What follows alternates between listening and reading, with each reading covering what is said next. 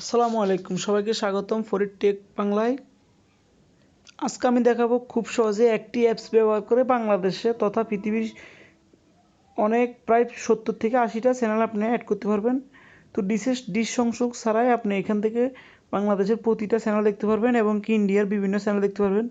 তো চলুন তাহলে দেখা যাক কীভাবে অ্যাপসটি কাজ করে এবং কীভাবে চ্যানেলগুলো অ্যাড করবেন। তো তার জন্য আপনারা প্রথম আসবেন, প্লে স্টোর থেকে আসবেন, আসার পর এখানে সার্চ বাটনে ক্লিক করবেন,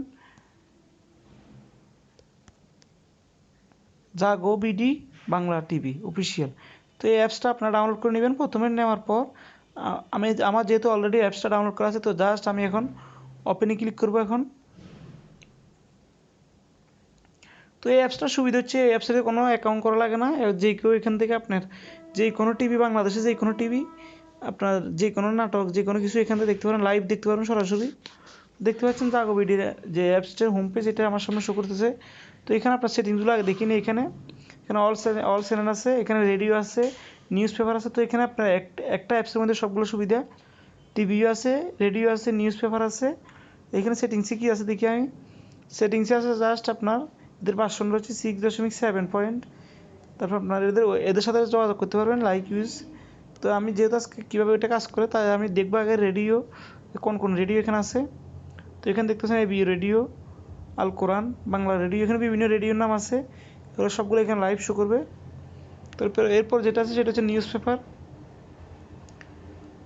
তো এখানে দেখতে পাচ্ছেন আপনার বাংলাদেশে বিভিন্ন পত্রিকা আছে, প্রথম আলো আছে, এর পত্রিকা সিরিয়ালগুলো আছে, এর প্রতিটা পেপার আছে আপনার আমাদের সময়, বাংলাদেশ প্রতিদিন, বিডি নিউজ 24, ইনকিলার, ইফতিখার, যুগান্তর। এখান থেকে চাইলে আপনারা যে কোনো পত্রিকা দেখতে পারবেন। প্রথম আলো আছে। তো এগুলো হচ্ছে আপনার পত্রিকা এবং রেডিওর চ্যাপ্টার। এখন আমি দেখাবো কীভাবে প্রত্যেকটা চ্যানেল দেখবেন। তো জাস্ট আমি অল চ্যানেলে ক্লিক করলাম।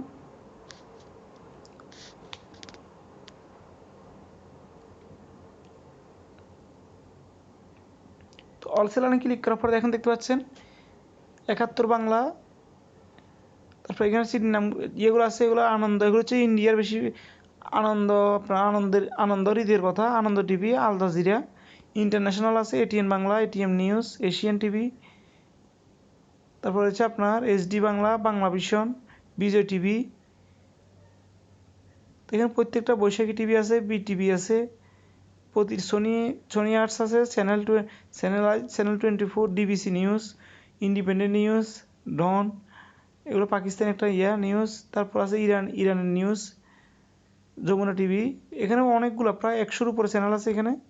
তো আপনারা এখান থেকে যে কোনো চ্যানেল, যদি আপনার চ্যানেলগুলো খুঁজতে কষ্ট হয়, জাস্ট আপনারা এখানে জাস্ট চ্যানেলটার নাম লিখবেন। জাস্ট আমি এক্সাম্পল লেখাচ্ছি, যমুনা টিভি লিখে সার্চ দিলাম। দেখতে পাচ্ছেন জাস্ট যমুনা টিভিটা চলে এসেছে। তো আমি দেখবো এখন লাইভ যমুনা টিভি কীভাবে কাজ করে।